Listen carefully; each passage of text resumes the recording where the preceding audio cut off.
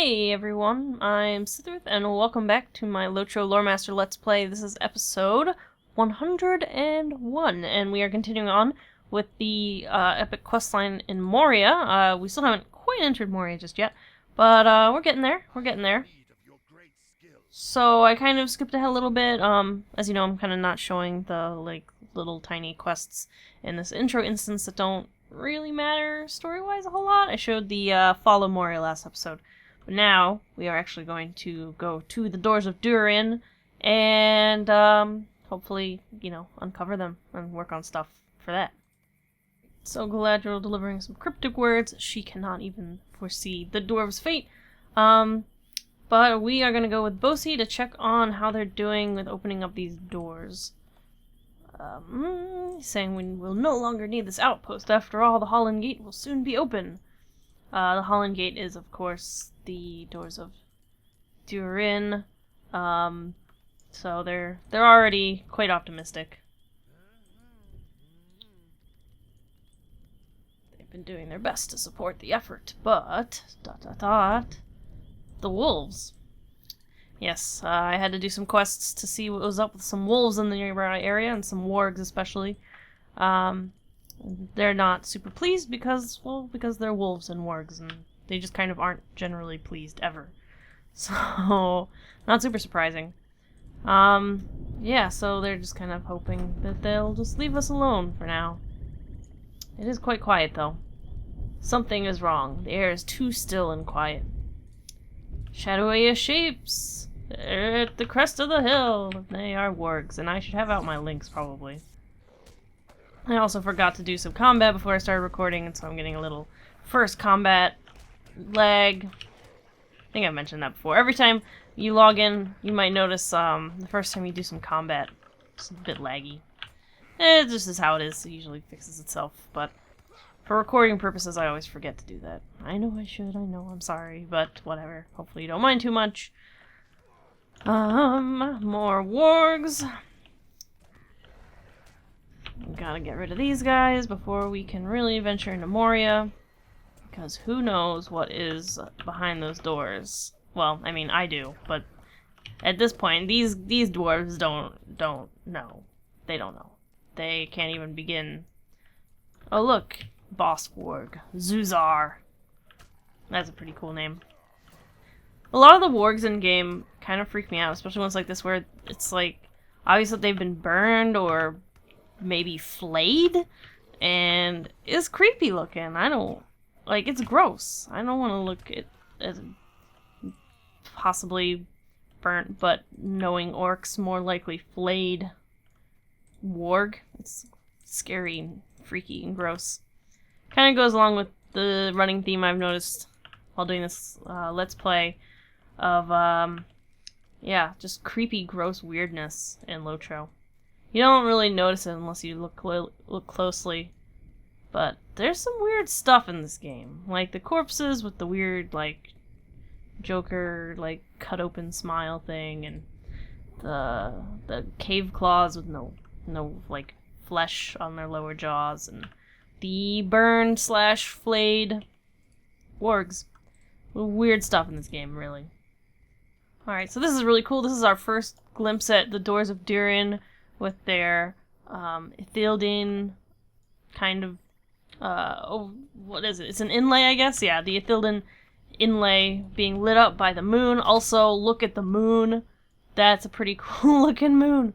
Seriously, the moon in this instance, for some reason, is just amazingly epic. And, the lighting, just generally in this instance, is phenomenal, for some reason. I guess because it's the first time you get to see the very iconic Doors of Durin in their full glowing moon glory. The only bad downside is, it's so bright that, the detail gets a little lost, but it's still pretty cool. Alright, so we have to deliver these pickaxes to War. And there's a crate over here, I guess we can just put them in. There's a little bit of busy work questing in this specific instance, but there's so much good stuff here. Our workers are almost through the rubble. Some of my dwarves have been casting stones into the water, and I'd appreciate it if you could get them to stop. It makes me nervous. Yeah. Alright, so now we are going to go scold some dwarves for throwing rocks into the black pool. Because it's creepy, and nobody likes it. But for some reason everybody feels compelled to throw things into it. That seems to be a running theme here, I don't know why. Okay, he says he'll leave the water alone. Yeah, I don't know what to think about the whole black pool and the watcher thing. It's a very weird but interesting concept. Pool makes him nervous too. We definitely get into the watcher and all of that in Moria, which is really cool, I think. I'm definitely looking forward to that. Scolding Bori. He's just so bored of all this waiting around. Can't say I blame him. But we're almost in. Doors are almost uncovered. So it should be good. Should be ready soon. There's Bosi. He's asking how the work's going. It's slow, but you know. Alright, so I guess since I'm tall and elvish, they're asking me to help them dig this up. Because there's just a little bit left. And there we go. The Doors of Durin are uncovered once more. So we're gonna have a little dwarf party here on the shores, I guess. We have dreamed of the great halls of Khazad-dûm for many years. Tonight will be ours again. Yay. Dwarf party. Yay. Is something wrong? Yes. Because it's Middle Earth, there's always something wrong. Alright, hold on, I want to position myself for this. What is it, Cithryth? You say you saw something stir out in the water? What is it? I don't see anything now. Are you sure you didn't imagine it? Imagine it? Womp womp womp. Stay on your guard, my good dwarves. As you can see, all my skills just turned on. That's never a good sign. They really went all out with these camera angles when they started Moria. If you remember in the last episode, they did some forced camera angles for the Fall of Moria instance, and obviously for this, they're also doing it, and we'll see it again later on in Moria. They use it to pretty good effect, and if I remember correctly, they use it... I think they use it later on in other instances as well. I assume they do. I don't remember. I kind of stopped paying attention to it specifically. But they did start to use it here. I don't think they used it before this much, if at all. Oh, I guess it was nothing. Let's enter the mines. Ha ha ha. Yeah. You cheer now, dwarf. Dun dun. Dun dun dun dun dun. Dun! Watcher.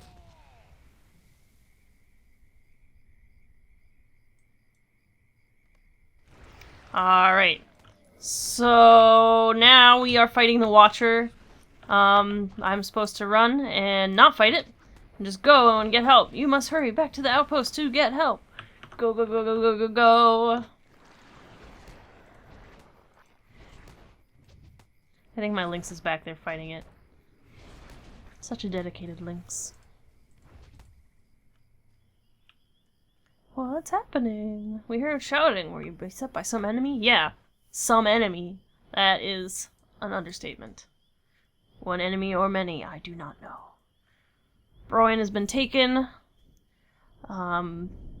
It waited in the depths, watching as we strove to open the doors and struck just as we were most vulnerable. Curse its foul hide for taking Broin. Alright, so... yeah, we must retreat with what survivors remain. Alright, we are back outside. We are back in Eregion. As you can see, it is dawn. Although that's not actually related to the instance. That's just a coincidence.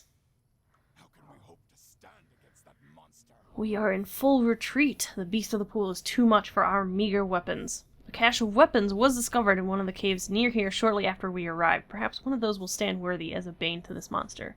And thus begins the legendary item saga. Or whatever. Let's see, what do I want? Do I want this robe? No, not really. How about this bracelet? What about this sword? Oh, yeah. None of these things are really that great. I guess it makes sense because it is lower than my level. What does the robe look like? I guess is the important question here. Yeah, that's pretty boring looking. What about this other stuff? What does this other stuff look like? Yeah, it's all pretty boring looking. What about this sword? What does the sword look like? Yeah, okay. Not really that much great stuff. I'll take the bracelet.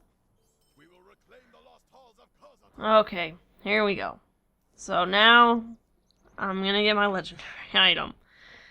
Okay. Except I have to talk to Humdi. Where is Humdi? Is at Ekadunan. Oh, yeah, he's right behind me. Right, okay. So I'm gonna get my legendary staff. Every class has 2 items. A legendary weapon and a legendary secondary item. For some classes it is a weapon, so for example as hunters, their main legendary weapon is a bow, and then their secondary item is a axe or sword or whatever they have. Finish. Legendary items and relics, okay. Yeah, except, okay. So let's, gosh, okay. I have to, before you do anything with a legendary item, you have to get it identified. And so they are telling me now to go to Dithalion in Rivendell. Can I just take a horse? I don't want to blow my cooldown timer, just in case. Let's see if I can get to Rivendell from here. I think so, yeah. Okay. That works out, because the stable's actually closer than where I would get if I ported. Okay, so here we are. I talked to that guy. So here is my Lore Master staff. As you can see, I have a Marthis, my current staff, equipped, and then to the left of that is my Lore Master's staff of the 3rd age. It does more damage, obviously, because it's a higher level anyway. And I should have replaced that staff a while ago, first of all. But I guess it doesn't matter now. But as you can see, it doesn't have any stats besides the DPS. So what we have to do is we have to take it to a Forge Master. Yes, we know, thanks. I'm explaining that tutorial tip. You can go away, I've got it under control. So, you identify the item, and when you do that, it gives you legacies. Legacies basically are class-specific buffs to certain skills or traits. So, for example, this legacy gives plus 1% power restored, and as you build up your legendary weapon, you get points that you can put into these legacies to improve them. So you can see in this tooltip here, rank 2, it'll get plus 2% to power restored, and then when I max it out at rank 9, it'll be at plus 10% power restored, and that's from my power restored skill. And this one is for Staff Strike. It decreases the cooldown, so that's nice. That's a good legacy. And then this final one is Tactical Skills Direct Damage. That's also good. That's a more general kind of legacy rather than one that focuses on a specific skill. And the little circle here on the side indicates kind of the quality of the legacy. There are 6 legacy quality tiers.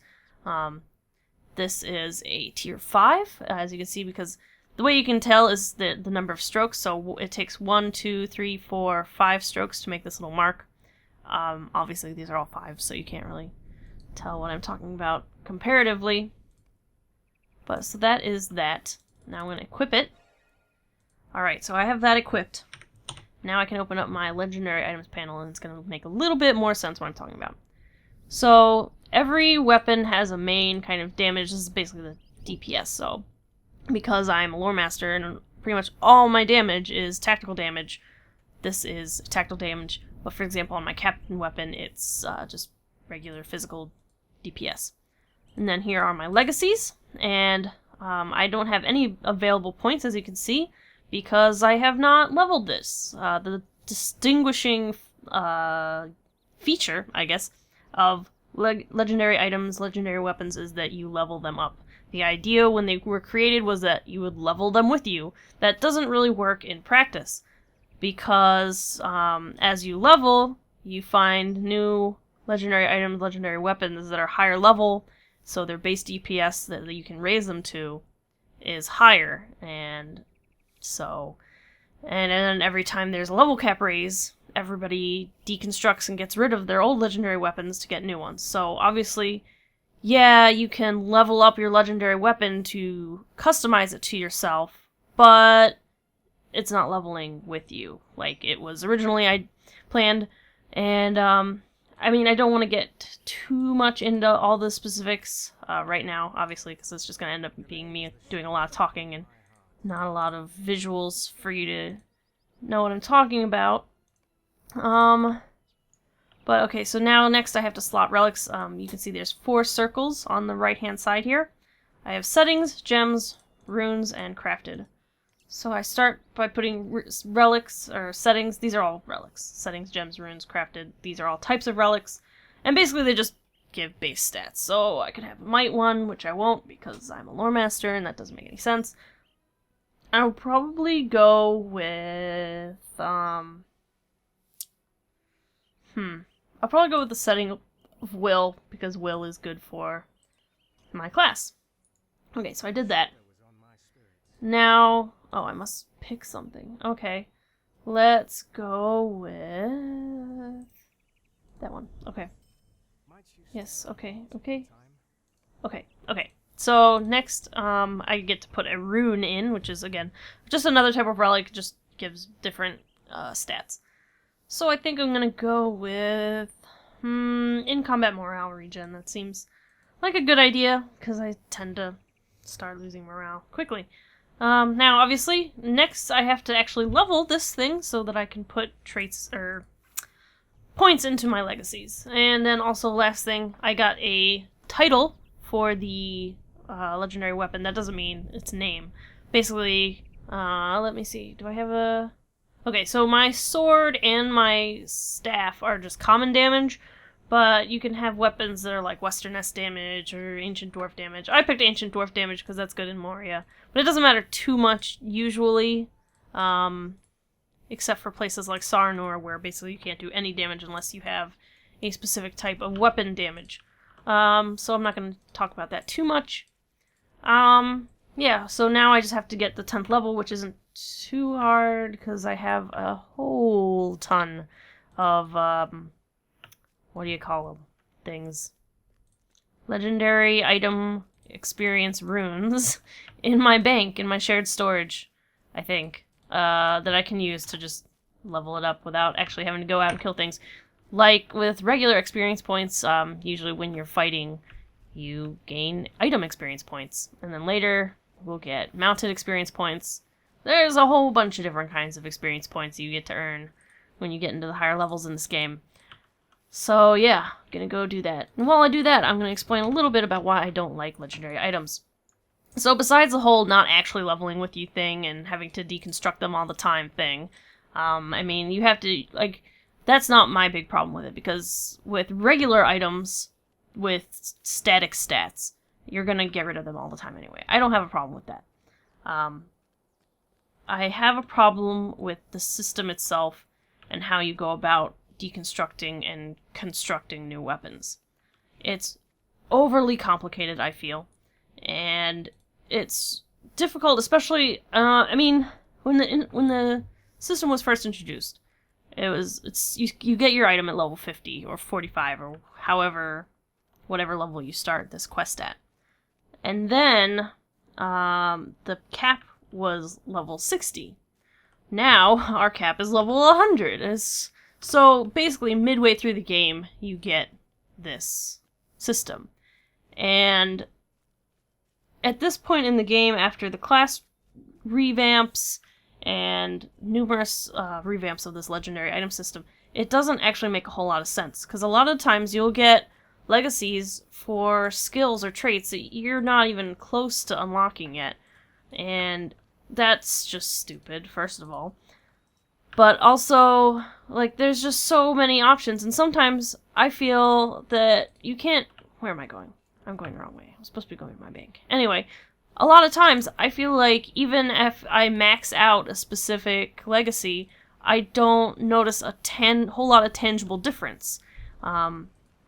Unless it's very large increases in percentage points. Like, for example, this tactical skills one, by rank 9 it's plus 10%, but I don't think I'm going to notice a whole lot of difference, honestly.